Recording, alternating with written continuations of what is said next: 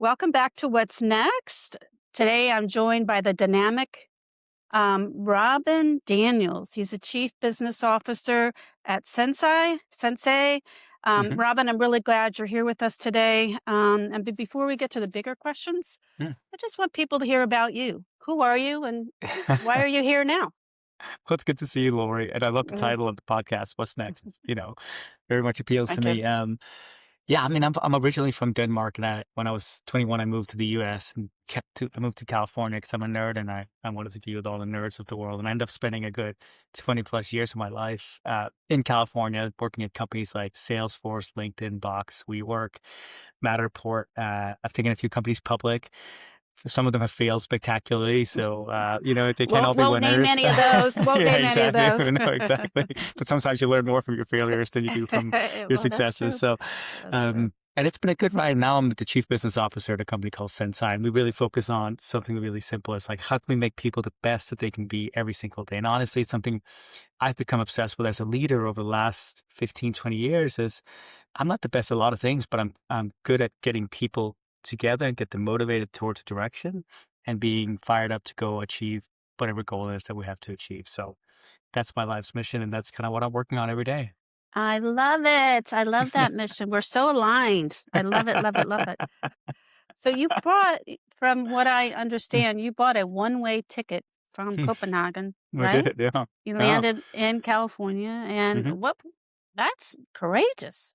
What were you thinking, and what were you chasing, if anything?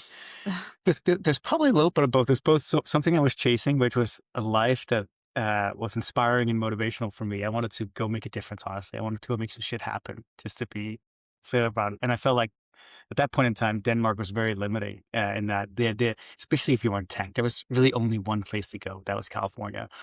But I was also in some ways to escape a little bit. I think maybe the shackles of my past. I came from a dysfunctional family, and parents got divorced when I was young. There was always like discord in some ways. I just wanted to go create a life on my own terms. And I always had this kind of guiding thought, and it was very simple. I don't want to look back on my life when I'm lying on my deathbed and having regrets about not having the courage to go. I'm like, Denmark is not going anywhere. If I don't make it, I can go Could back always to go Denmark. back. Yeah, I could always go back, right? Sleep yeah. on my brother's couch or hang out with my family or my friends. Right. But I didn't want to just like not at least give it a shot. And so that's why I ultimately went. Of course, didn't go in any way like I had planned. I think Mhm. that's kind of part of life, but it certainly went. There was many wonderful things about it, obviously, but also a lot of like uncertainty. But also when you're young, I mean, you can I think deal with it a little bit more and be a little bit more adaptable. I like to think that you stay that way as you get more seasoned and mature. But there's also, of course, the realities of a mortgage and kids and family and all these things, right? The realities of life obviously sets in. So when you're 21, like those things don't even kind of really enter your mind in some ways, right? You just like go, go, go. And No that was fear, me. no No fear, fear. no fear. No fear. Yeah. I moved to New York on similar, just, had a suitcase and that was about it. That was me too. Because And, you're from Maryland, is that what you said? well, I Or actually originally from, yeah, New Jersey, New mm, York, and then I moved out mm, to California with my family. Then I, mm. got my plane ticket, although I had a return on mine. So just in case I needed to come back. So, um, but I also have just a mantra for myself too is, I want to look back at my life when I'm 92 plus and Mhm. have no regrets, I So, know. Beautiful, just beautiful. achieve all that we can and, Mm, jump out of mm, mm, airplanes and mhm. climb Machu Picchu and things like that. Totally, I love that. Yeah. Actually, that's on And my I'm gonna do that this year, by the way. That's my vacation later this year is Machu Picchu. I'm very excited for it. it's just a Uh, dream. In addition to uh, that, it's, a dream come true. So I'd be yeah, yeah. curious to hear your thoughts when you get back. So we'll have to Yeah, keep in I'll touch. accept. My mom always said this thing to me when I would leave our tiny apartment, go out there and take some risks. And I always thought that was kind of a beautiful thing to like encourage your Good kid. job. Yeah, I good was job, like, mom. yeah, I know, I Yeah. know, I know. Gosh. So that kind of stuck with me in many ways. Just kind of like, what's the worst that can happen? I think we overthink things in our head, the doom scenario that can oftentimes creep in and it stops us just from trying. The reality is most people are just so busy with their lives. And I can remember the thing you said wrong or screwed up about, I unless know, something is so right? bad that it's I gonna know. I know, right? you go to jail for Analysis it. paralysis, and Yeah. 9 times out of 10, Uh-huh. they remember what you said. I agree with Yeah, what that's true. yeah. That's true. So, you've took risks very early Mhm, on in your mhm, life. mhm, I'm just curious, now you're head of product mhm, marketing and a few mhm, other mhm, roles at mhm, Sensei. mhm, Y what do you think, or how do you think mhm, your early on experiences shaped your mhm. leadership, if at all? Yeah, of course. I mean, I'm under no illusion that I've done this all on my own. I think I'm 100% where I am because so many people along the way believed in me and invested in me and gave me kind of a shot. I didn't go to Harvard or Stanford or Oxford or any of those fancy schools, right? And there's nothing wrong with that, but that was just not my life. I didn't have those opportunities, so I kind of had to hustle my way, if I'm honest about it. And I always felt if I could get in front of somebody, I could show them enough of my smarts and hustle and energy that they could see something in me. And luckily, along the way, I met enough of those people that they saw something in me and they took the time to take me under their wing. My first boss was a woman named Elise Zimmerman. She was awesome. She saw something in me and she said, "Hey, this programming stuff that you claim to be doing, you're just okay with it, but you should actually be in marketing." And she kind of took me under her wing and gave me a path in marketing. But that's kind of been so often happening, especially in the first 10 years of my career in Silicon Valley. Just kept meeting great people who saw something in me. And I learned from that is that the thing that you can do that really unlocks, I think, potential for people is everyone just needs to feel valued and feel like there's something in them. Everyone has something intrinsic, I think, whether it's right for the company or right for this team. That's a different story, but everyone has something to offer. It's just about, can you find that in people? So I've really tried to spend my time trying to find like what makes people just so fired up about what they do. And there's three things I always come back to when I hire people. So I've hired now people across multiple companies, hundreds of them, maybe even thousands. I don't know if thousands of them at this point, but I always look for grit, aptitude, and passion. These are the three non-negotiables for me. Is do you have the grit to kind of persevere? Because building a business is tough. Is tough. Life is tough. You'll get smacked in the face. It happens More than for all of once. us more than once. More than once. Exactly right. Yeah. This ability to bounce back and not let it completely ruin you is a superpower. The second Yeah, thing is that yeah, resilience, that that's really resilience, right, important. is Yeah. like Mhm. absolutely key. And the second thing is about aptitude. Like, I don't expect you to have all the answers. I don't have all the answers, but do you have the kind of hunger and desire to figure it out and the smarts to go figure it out? Like, say, hey, Robin, I don't know, but I'll come back to you in 48 hours with an idea or some kind of solution. I just like, I saw that again um, in my leaders that I work for. They had this way of kind of unlocking that in the people around them. So you weren't afraid to say, I don't have the answer. Most people don't have the answer to a lot of things. And you can rule by fear or you can rule by inspiration, right? And this is a way of getting that inspiration out. Well, you Um, said really something very important. I mm, wanna underline it, and it's mm, that, you're holding mirrors for either, people that work on your team, your colleagues, mhm, and showing them really who they are, and yeah, that's yeah, one of your superpowers. mhm, But the other thing that I also wanna anchor is building trust mhm, with mhm, your peers, whomever, teammates, teams. Once you build that trust, they'll follow you anywhere. And you talked yeah, about aptitude. If you have that trust with your team, they're not mhm. afraid to not know, That's right. That's right. right? That's right. And and it Yeah, opens up the space, right? Tell me that's about true. that.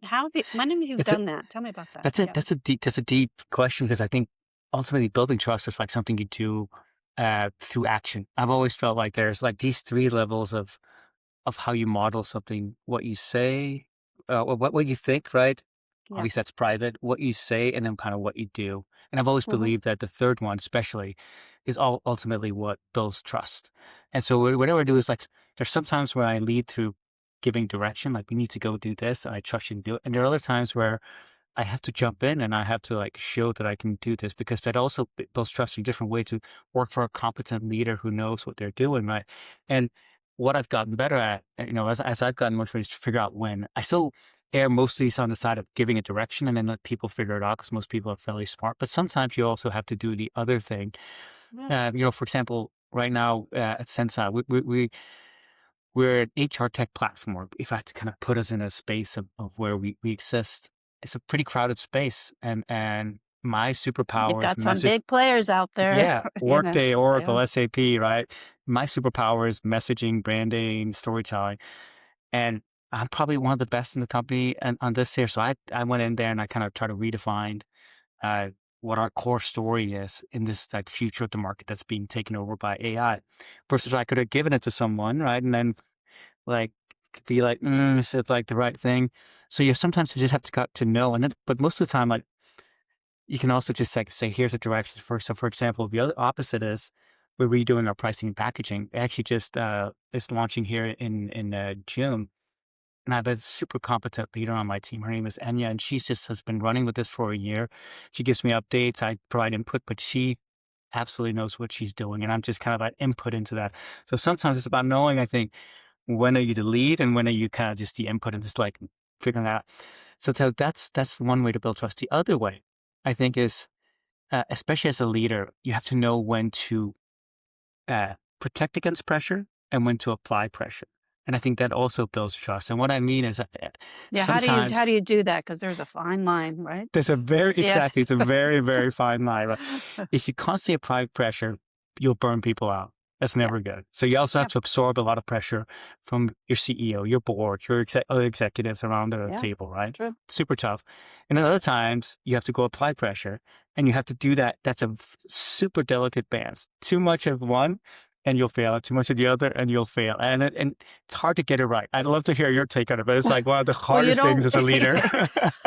well, you don't wanna thwart creativity and No. innovation because you're in the forefront of what you're doing, Hmm. and HR HR is HR. I mean, it Hmm. doesn't change or hasn't changed much over the Hmm. years, but the tools have Hmm. changed, and so if you can Yes. Yes. provide a tool that helps HR leaders or even leaders in an organization do things Mm-hmm. Hmm. faster, better, or help them be more successful, I think it's really important, but Agree. I mean, you need to be a good read of people. You're Yeah. a very intuitive man, and I think most of us are.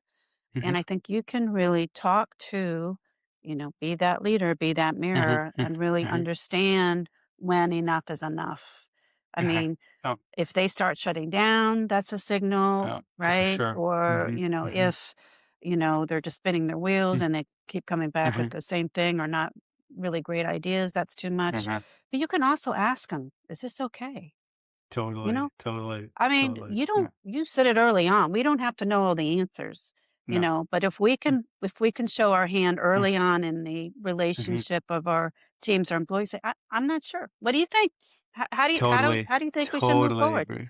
Yeah. And Yeah. you enlist them, Mm-hmm. right, in Mm-hmm. the process, and then they can become even more invested in what you're doing towards your goal Hmm. successes. So, Absolutely. just my 2 Yeah. cents, right? Love it. So Yeah, for sure. you've had some wonderful moments Mm-hmm. with your team. You've had some moments, I won't name the company, but not so great moments. But how have you led through those challenging times? Because we're all Mm-hmm. leading right now, I think, through challenging times. Downsizing, having to let people go, and those are tough decisions. But how do you lead through those times? I'm curious. The key ingredient, I think, I always try to remind myself, maybe it comes again from my mother from when I was a kid or whatever it is. Maybe the previous leaders I work for is courage. I come back to that a lot. I mean, when you go through tough times, you have an option of do you try to hide away and just like complain and like fold like everyone else, or do you maybe become more visible? You become more engaged. You lean in more to the challenge. I mean, when WeWork was going through its epic kind of public thrashing, right? I mean, like my job I was wasn't just going to like, name the company, it's but okay, that's it's all right. pretty public. No, I it mean, is, it it's just is, it's part of it my is. story, right? So, Yeah, it is, it um, is. and it's just like I was working harder after that in some ways to show up for my team and be highly visible and try to give them direction when every one of their friends and the media was trying to contact them to get the scoop of what was happening. And it's just like trying to remind them that we can't control all these factors. All you can control is the way we show up, and we have a job to do and try to be highly visible and provide them a direction and the clarity on what we need to achieve. I mean, it's not like any of us wanted that outcome, obviously, but I think nowadays, when I think about what leadership is about in many ways, because things are changing so fast, it's always been changing. I think there's no getting around that.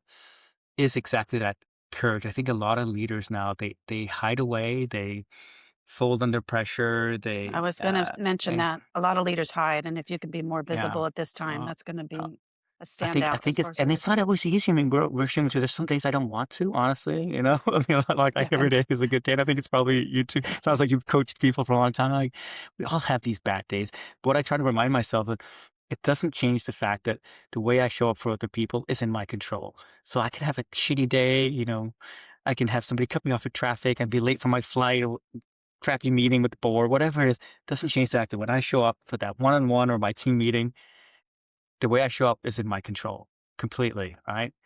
I mean, if we were all perfect and life was easy, we'd all show up perfectly every day, but it's not, right? So Well you have to work on it, and it's something. well, It's a one of the skill you can yeah, teach yourself. it's very true, and one of the Mhm, things, if I can interject here, is I coach a lot towards impact. mm, What mhm, impact are you having in the room? And to mhm, your point, we can have a lousy day, our sure, dog, whatever, mhm, and um, but I coach people to put those things in a box on a shelf. And then you're right, when you show up in a room, show up on a call, you are fully present with that mhm, person. mhm. And that presence is such a gift, Robin. It's like I Isn't know. it such a gift? Mhm, It's, a lifetime gift. Not only, I mean, for your kids, mhm. your kids know when, Yes, daddy, daddy, and, they they do. keep, and you're not present, and certainly Yeah. your partner. Mhm, But our colleagues and our mhm. employees know too when we're They not know. present. They And know. you Uh, know, it's so easy and uh, it's free, it you know? is. But this is Turn also off where that brain chatter. I think, in this age of AI will disrupt everything, literally everything to do with hard skills, but not soft skills. And so No, not soft skills. Yeah, not soft if skills. there's one thing you can lean into, being able to read a room, you know how you've had a lot of experience as well. It's like you go into a room and you can instantly feel the tension, or which two people are not working well together, or if there's a little click over here and they're like excluding this. You just know. Can AI And do this? how do you break the Maybe in the tension? future, but not yet. No, Not no. yet. How do you break that tension? Because, Mhm, yes, I have, mhm, and I've had to, mhm. break that tension, to Me make too, sure many we times. come into Mhm, an even playing field and then go mhm. to work from there. But how have you broken that It tension? depends. I mean, it's one of those answers that it really depends on the situation. Sometimes, most of the time, I would opt for sure to have like a one-on-one, very honest conversation with that person. I'm not afraid to do that. I think I've now had enough in my career where, in the beginning, of course, it's super awkward, and you're super nervous about having those conversations, and if they get mad and emotional, and that happens, but that's just like life dealing with people. I think I've gotten better at like just having those honest conversations about how people are showing up and what effect it's having on other people around them and their ability to actually communicate, collaborate, get shit done. And then sometimes, if it's like very visible to everyone, then actually it's good to have it in more of a public forum because then it shows that you're actually holding both leaders accountable. Like, for example, I've had in the past where there's two leaders who just didn't really get along, and all their teams were suffering because of this. And so Mhm. just kind of holding them accountable in a more Yeah. public way. I mean, not like in front of the whole company, but just like, Yeah, hey, you're not calling them out, but no, no, no. you're Yeah, there's yeah. something that's not working here, and it's just inhibiting our ability to work well together and do the best work of our life. I'm Let's obsessed talk about one about it. thing. How do we do Yeah. great work every day in a way that's meaningful and joyful? And we can't do that if there's all this tension, politics, toxicity in an environment. It just doesn't work. So you mentioned earlier, I just want to highlight that, AI everywhere. And Hmm. I mean, I think an important leadership trait or acumen is to really understand that people are human and to Hmm. bring the humane back in leadership. What if you had kind of a superpower? You mentioned one. Is there any other superpower you can tell your audience that you believe in that works? For me or for just like for leaders in general, you think? Just for leaders in general. Mm. I would say the ability to figure out the altitude of communication. And what I mean is, especially as you become a leader, the people you will speak to are so varied and you can't speak to them all in the same way. If I go in and speak to my CFO in the same way as I speak to my CFO, the same way I speak to my peer or my team, I will fail. And it's not to say that you try to like become somewhat of a chameleon, but you have to learn how to speak their language, I think, in some ways. I think this makes you a much more effective leader. If you ultimately want to make stuff happen in your company and in your career, learning to do that is really, really effective. I've seen so often people who are really great at their job, but when it comes to communicating with their impact, their project, whatever it is, and they really struggle with that, doing it the right out. So either they go way too deep and people just like lose interest, or they are way too high level and they're like, I have no idea what you're saying. It sounds fluffy. Yeah. So you just have to learn how to do that. And it's a constant like tweaking, honestly. You're never just done and that's it. I'm done with it. You have to constantly be able to read a room to understand which direction. So I would say communication and the altitude of communication is absolutely a superpower. Yeah, I love that altitude of communication. Yeah, I'll anchor that. That's really great. And that, yeah, the ability to read the room, as you mentioned, the ability to listen and Mhm. understand the impact you're having as well. So, Oh, I'm being human and yes, bringing the yes. humane into The humor. leadership. And if I may add a bonus one that I think is just so key, I think again, where we as leaders uniquely are positioned, and AI can't do this yet either, is the transference of energy. Ultimately, I think a leader is all about like, can I transfer this excitement, enthusiasm, passion I have for whatever it is that we're about to go do to you? Then I've done a good job. When I go give a keynote, like it sounds like you do as well, a lot of the, or give a team presentation, I always think of it this way: it's like, can I transfer some of this excitement, enthusiasm I have to them? I don't know what they're going to do with it. I can't control other people, but if I can do that, at least I feel like it's a step in the right direction. Oh, I love what you just said. I learned that very early Mm, on. I was at a mm. peace conference with the Dalai Lama, and a Oh, young wow. woman Wow. ran up to stage. Mm, She was about four mm, foot 6, 7, mhm, and when she spoke, the whole room stopped. She was one of the original people that started the grape growers union, and just got them organized, unionized. mhm. She had so much compassion. Yeah. Not the most eloquent, Mhm, but her mhm. compassion, to your point, really spread throughout the room, and I remember that day because she lit the room up, and that's where I got that that's really important. So Yeah, I nicely love that. said, Robin. Really Wow. appreciate that. We're about to wrap up, so what's next for you?